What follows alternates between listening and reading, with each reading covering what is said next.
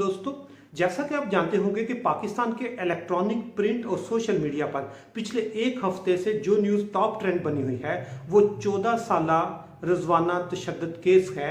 और 14 साला रिजवाना सरगोदा से इस्लामाबाद सिविल जज आसम हफीज साहब के घर मुलाजमत के तौर पे काम करती रही, लेकिन उनकी बीवी ने उस पर इतना तशद्दुद किया कि शायद आपने आज तक इतना तशद्दुद किसी छोटे बच्चे पर नहीं देखा होगा। क्योंकि रिजवाना की जो मेडिकल रिपोर्ट है उसके मुताबिक उसके जिस्म पर 15 से ज़्यादा मुख्तलिफ मकामात पर उनके वो जख्म थे।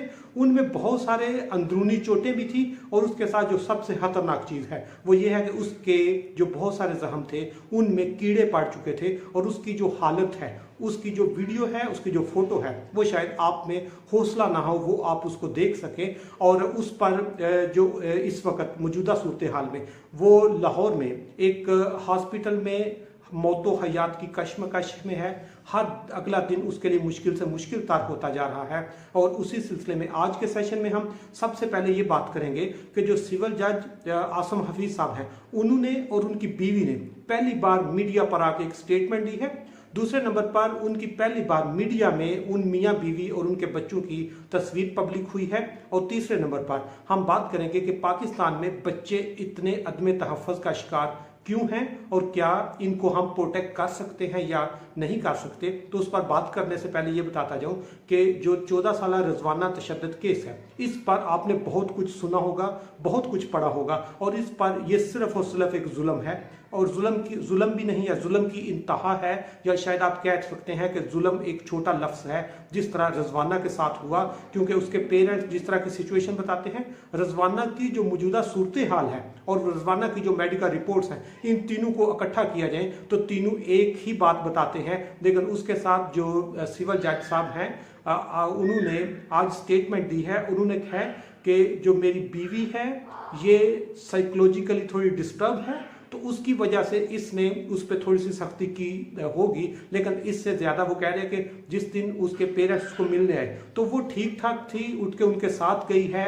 और ये सारा प्रोपेगेंडा चल रहा है जो कि वो अपने आप को प्रोटेक्ट करने के लिए एक सेफ साइड जो है वो निकालना चाह रहे हैं। और उसके साथ उन्होंने ये भी स्टेटमेंट दी है कि पाकिस्तान में जिस तरह जो कानून है, जिस तरह पुलिस स्टेशन पे जिस तरह हमारे अदारे एक मुजरम के साथ करते हैं वो इंतहाई घिनौना फेल है और इतना सख्त है कि उन्होंने ये भी स्टेटमेंट दी है कि हम अपने आप को ज़िबा करवाना पसंद करेंगे लेकिन अपने आप को शामिल तफ्तीश नहीं कर सकते। क्योंकि पाकिस्तान में जो इन्वेस्टिगेशन का प्रोसेस है वो बहुत गंभीर है, वो बहुत मुश्किल है। हम उससे अगर सिविल जज साहब इतने डरे हुए हैं तो आप सोच सकते हैं कि एक आम बंदे के साथ जो हमारे अदारे हैं, जो इन्वेस्टिगेशन होती है, जो पुलिस है, जो आप कह सकते हैं कि जुडिशरी है, ये किस तरह करती है, आप शायद उसको सोच भी नहीं सकते। इसलिए सिविल जज साहब ने और उनकी बीवी ने जो स्टेटमेंट दी है उसमें उन्होंने यही कहा है कि ये उसको साइकोलॉजिकल एस्पेक्ट है। जिस तरह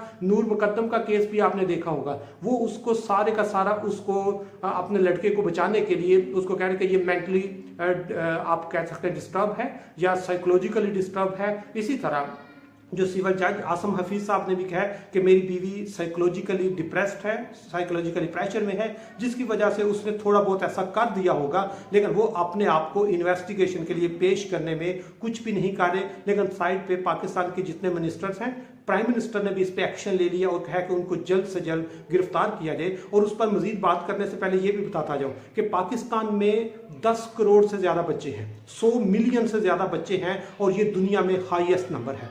और पाकिस्तान में हर साल 5 लाख बच्चों पे किसी ना किसी टाइप का एब्यूज़ होता है, तशद्दुद होता है। वो फिजिकल एब्यूज़ हो सकता है, वो सेक्सुअल एब्यूज़ हो सकता है और वो साइकोलॉजिकल एब्यूज़ हो सकता है। और आप इमेजिन नहीं कर सकते कि 5 लाख का नंबर शायद दुनिया में हाईएस्ट है, जिसका मतलब है पाकिस्तान के बच्चे सबसे ज़्यादा अदम तहफ़्फ़ुज़ का शिकार हैं। और उसमें जो अभी रिसेंटली डॉन ने एक रिपोर्ट लॉन्च की है कि 60% मेल का फिजिकल एंड साइकोलॉजिकल एब्यूज़ होता है और 40% फीमेल का sexual, psychological and physical abuse होता है। ये नंबर बहुत अलार्मिंग है और पाकिस्तान में तकरीबन रोज़ाना 15 से 20 चाइल्ड एब्यूज़ के केस जो है वो रिपोर्ट हो रहे हैं, जिसका मतलब है पाकिस्तान के बच्चे अदम तहफ़्फ़ुज़ का शिकार हैं, गैर महफूज हैं। और इस अदम तहफ़्फ़ुज़ में सबसे बड़ा रोल हमारे अदारों का है। सबसे बड़ा रोल हमारे लॉ एंड ऑर्डर की एजेंसीज का है और सबसे बड़ा रोल जुडिशरी का है, क्योंकि पूरी दुनिया में जब लॉ एंड ऑर्डर स्ट्रांग होता है, सख्त होता है, कोई बंदा जुर्म करके सजा से नहीं बच सकता तो उसको निशाने इबरत बनाया जाता है। लोग इस तरह के जुर्म के बारे में सोचते भी नहीं। लेकिन पाकिस्तान में जब मुजरम को पता हो कि मैंने बच जाना है तो वो एक बार नहीं बार बार जुर्म करता है और बार बार बच जाता है, जिससे उसको कॉन्फिडेंस मिलता है। और वो सिचुएशन पाकिस्तान में देख लें कि हर साल 5 लाख से जायद बच्चे जो हैं उनको किसी ना किसी टाइप का एब्यूज किया जा रहा है।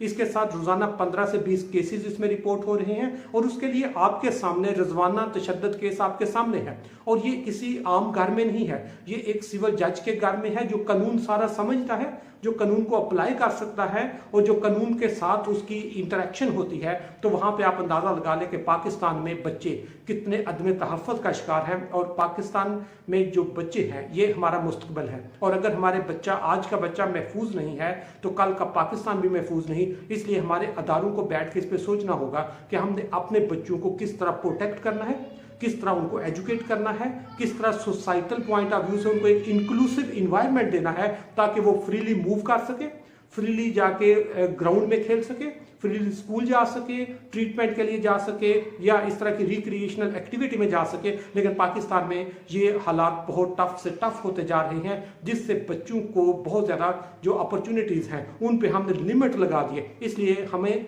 हमारे अदारों को इस पे बैठ के सोचना होगा, क्योंकि आज का बच्चा अगर हम महफूज नहीं बना सकते तो कल का पाकिस्तान भी अदम तहफ़्फ़ुज़ का शिकार होगा।